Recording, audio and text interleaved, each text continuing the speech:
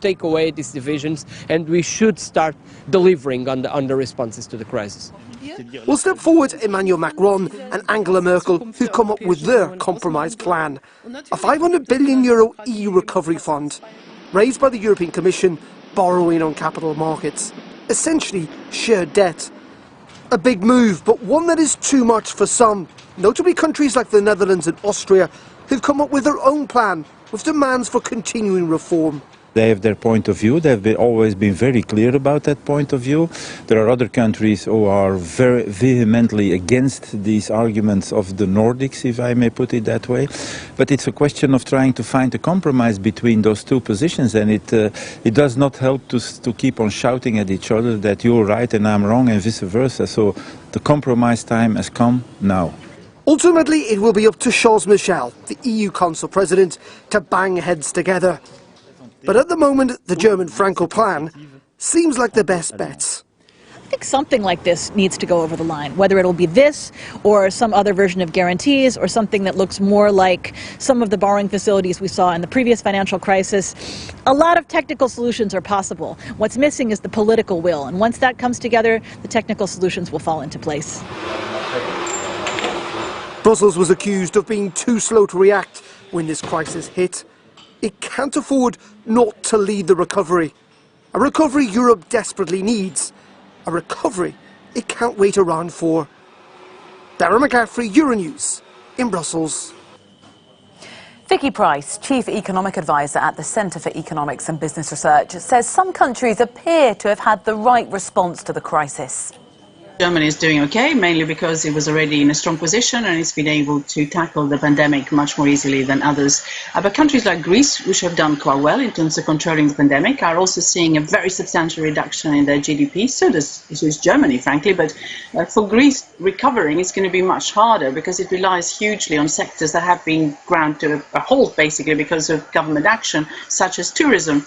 And if that doesn't recover quickly, as we've been hearing already, then that's going to be a serious problem for those countries. Plus, of course, they don't have the fiscal capacity to spend an awful lot more on, coping with the fact that the economy has slowed down anyway, because naturally revenues go down and costs go up when that is the case. So in addition to Greece, of course, much more worrying is places like Italy. And then, of course, Spain, which frankly had already had its debt to GDP ratio up to about 100%. Of GDP. So Italy, of course, will see a further increase taking place from something like 130.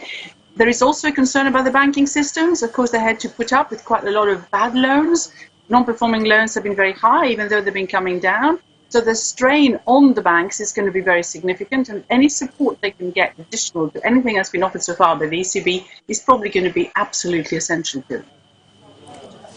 Between lockdown measures and closed international borders, the travel industry has been the worst hit sector. Planes are grounded, bars and restaurants closed. And even where travel is possible, people are being advised to stay at home. This could spell the end for businesses across the bloc, or maybe even a permanent change to how we travel. Hermione G tells us more. Summer is when many European nations boost their economies thanks to tourism. But COVID-19 may thwart this year's income in countries like Italy, which is preparing to open its borders.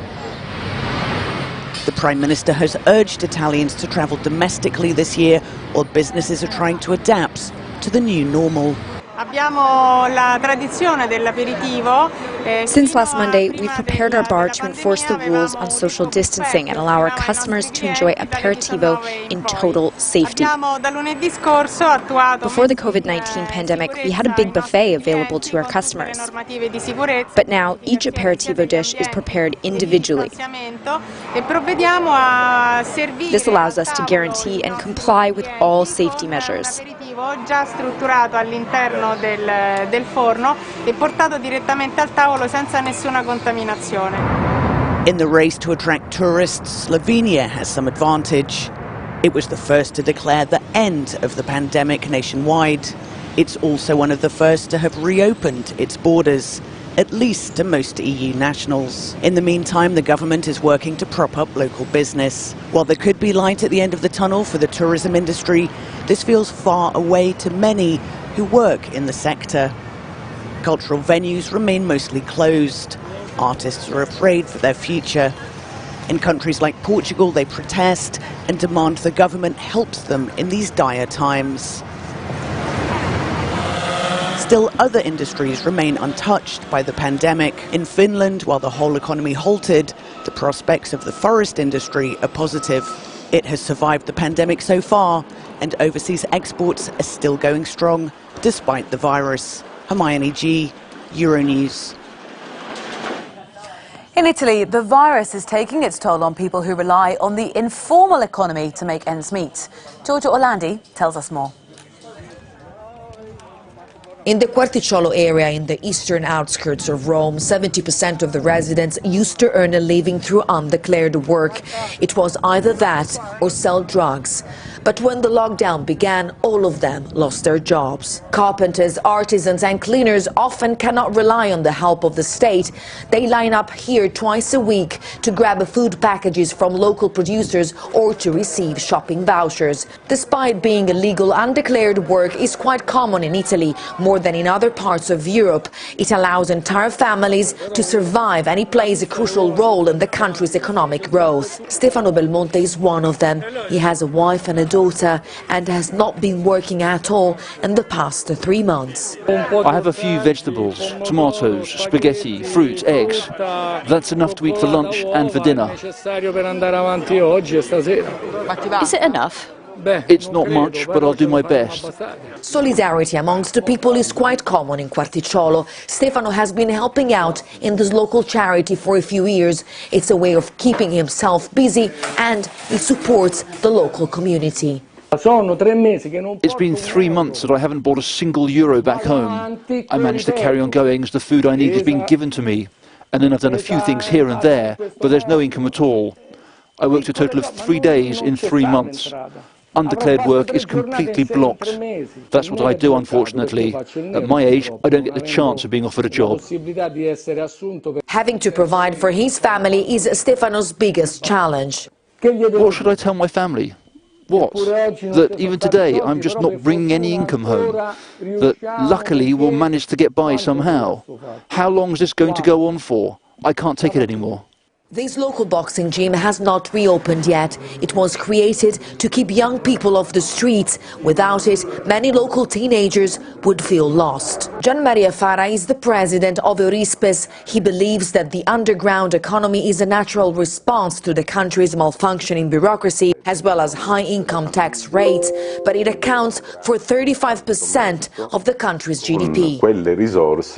Thanks to undeclared income, entire families buy groceries and move around. In other words, they live a normal life. And even though we're talking about illegal income, it's still part of the entire economy. In the same way, income from criminal activity also plays its part in the economic growth of the entire country. Increased social tensions could be one of the consequences of the crisis, with many Italians having no option but to accept the support of criminal organizations. Giorgio Orlandi for Euronews in Rome. Still to come here, Hong Kong is in turmoil over a new security law being introduced by Beijing. We'll hear from a pro-democracy activist after the break.